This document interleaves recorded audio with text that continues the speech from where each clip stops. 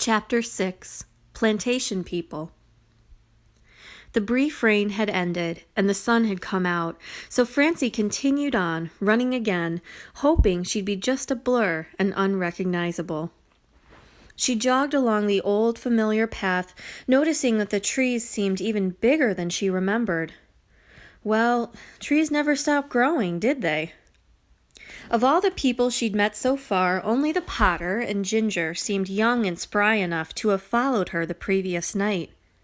The Potter hadn't seemed the slightest bit interested in her, and Ginger was an old friend. As for murderers, she hadn't seen anyone who would fit that description. Suddenly, the canopy opened, and Francie felt as if she had awakened sharply from a dream. Beyond the trees, a lawn of lush green grass, all a-glitter from the recent rain, seemed to roll on and on. A golf course? What was this place, she wondered, as she stepped gingerly out of the trees and onto the thick green carpet. The lawn ran down to the lake like an enormous carpet, unimpeded by trees, from an equally enormous Southern-style mansion, a plantation house, but with decks instead of pillared porches. How on earth did it get here, she wondered. "The path goes around the back," called a cheery woman's voice from one of the many decks. Francie looked up, half expecting to see Scarlett O'Hara in a hoop skirt and bonnet, but the voice came from someone who looked more like a Ralph Lauren model, a mature one, dressed casually but elegantly for the country, with the perfect hair, the perfect country look, and, Francie realized with a start, the perfect face. This woman was stunningly beautiful, and this was the weirdest part, familiar. Maybe she was a model. "Hello, darling," the woman smiled down at Francie with an intelligent face. Not a vacuous model, that's for sure. Who was she? "Out for a jog? That's so healthy," the woman said. "I don't remember this place from my childhood," Francie said.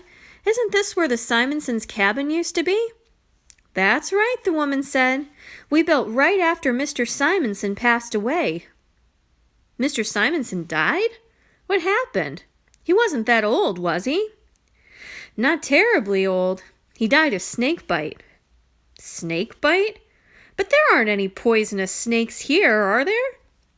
"So they say. Isn't that the oddest thing?" She shouted suddenly, "Morty! Honey!" A man's voice responded from a nearby outbuilding. "What kind of snake was it that bit Simonson?" the woman shouted again. A muffled reply. "Oh, that's right," she said. "Water moccasin." "Water moccasin? That's not possible. There aren't water moccasins this far north. How could that have happened?" "Global warming?" "Ha ha, just a little joke," the woman said, laughing a champagne bubbly laugh. Not very funny, I guess. By the way, I'm Savory Fredrickson, like savory but with an E. And you are?" "Francesca Fry." "Oh, you're the big detective from New York." "So young to be a detective," Mrs. Fredrickson clucked. Francie was about to explain, and then suddenly, she wasn't sure why, decided to let it go. "So, my dear," Mrs. Fredrickson leaned forward, her eyes glittering, "what are you investigating?"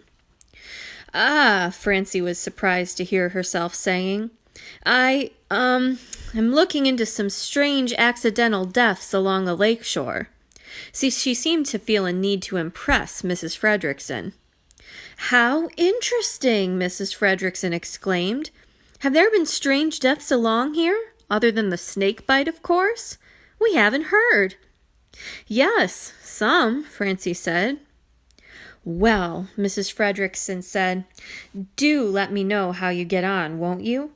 Funny, it seemed like such a quiet little corner of the world when we bought this place. Say, darling, as long as you're here," she went on, "there is a question I'd like to ask you. There's only that one chunk of property between us and the road, you know."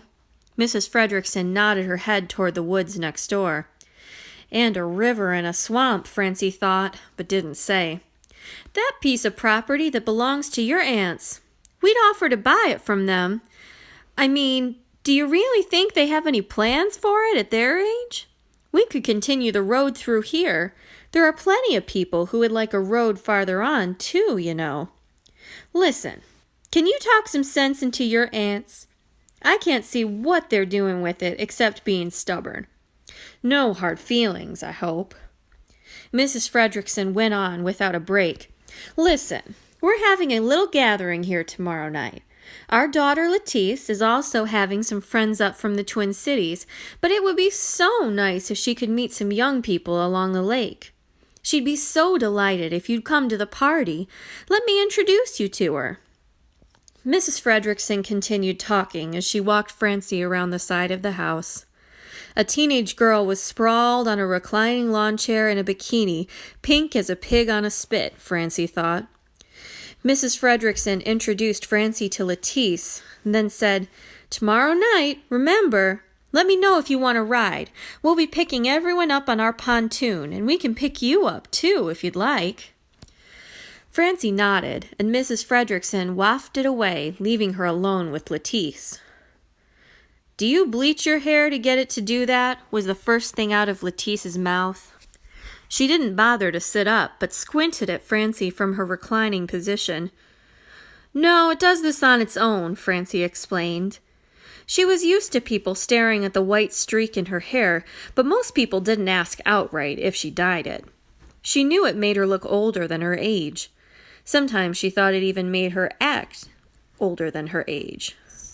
"Huh," Lettice said. She didn't believe Francie, and Francie didn't care. "How do you like the lake?" Francie asked. Lettice growled. "Everybody goes to their lake places for a week or something, but no, we have to practically live here." "You don't like it, I take it," Francie said. Lettice made a sour face. "Would you? I mean, like, there's nothing to do. There's nobody cool here." "Sandy's pretty nice," Francie ventured. Lettice rolled her eyes. "What a hick. Everybody around here is hicks." "Is a hick," Francie refrained from saying.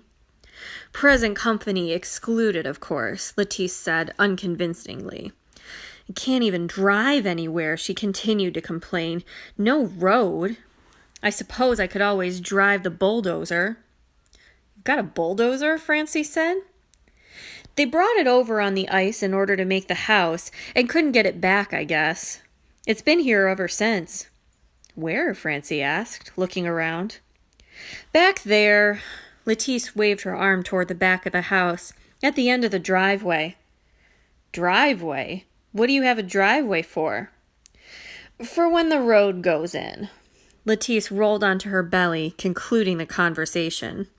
The sheen of the copper-tone oil reflected off her back might be seen from outer space, Francie thought. Back at her aunt's cabin, Francie threw off her shoes and ran into the lake with her shorts and t-shirt on. Jeanette looked up from tinkering with the boat motor. "My goodness, you must be hot." "Hot and bothered," Francie said. She turned and floated on her back so she could talk to her aunt. "Oh dear, that's not a good way to start a vacation." Jeanette looked concerned. "Maybe you'd like a cup of coffee and a roll." Francie groaned. "I'm stuffed. I've eaten so many bars, cookies, slices of pie, slabs of cake, and dishes of desserts that I could sink like a stone." "Oh no, you won't sink. All that butter will help you float." Shoot, Francie thought. That's probably true. She did feel extra buoyant. "Now, Frenchie," Astrid said. Where had she come from, Francie wondered. "When you talk to Buck, tell him we're ready to pass the cabin to you, but you don't want to keep it. You want to sell it. But you want us to live here as long as we'd like, until we die, if possible." Francie scrambled to remember what Astrid was talking about. Oh, yes, the real estate agent. She was supposed to set up an appointment with him. Am I even old enough to own property? In this state? No, but Buck doesn't know how old you are, and that's all that matters for now. Francie began to understand why her grandfather thought her aunts were a bad influence. "But why do you want to sell this place?" she asked. Oh, we don't want to sell it, Astrid exclaimed. Oh, my, no, not ever. What is this about, then? Ignoring her question, Jeanette said, Just tell Buck you need the money for college. College, Astrid said. For the love of Mike, she's a detective. She doesn't go to college. Well, what does she need the money for, then? Jeanette asked. Wait, Francie plowed her way out of the water. What is this about me being a detective? Why does everybody keep saying I'm a... Wait a minute. It's you! You two have been telling everyone I'm a detective. Why? You were so convincing in your role on TV, Astrid said, handing Francie a beach towel. Francie pressed the towel to her face and exhaled into it. This whole thing was insane. It was just insane. I'm not a detective. I don't even want to be a detective. I'm an actor. That's what I want to be. That's nice, sweetie, Astrid said. Now, when you talk to Buck, just make sure you let him know you need the money now. He doesn't need to know why you need money, but you'd like to know if there's a way we can live here until we pass away or can no longer stay here. Okay, I get it, Francie said. She didn't really, and was about to bring up the fact that she could maybe just call to set up an appointment when suddenly she did get it. Sort of. She thought about the people she'd talked to that day who were selling their cabins. Ginger, Mrs. Smattering, Mrs. Hanson. They had all lost someone recently. Maybe her aunts were on to something. In any case, she wanted to talk to Sandy, so she'd go along with their scheme.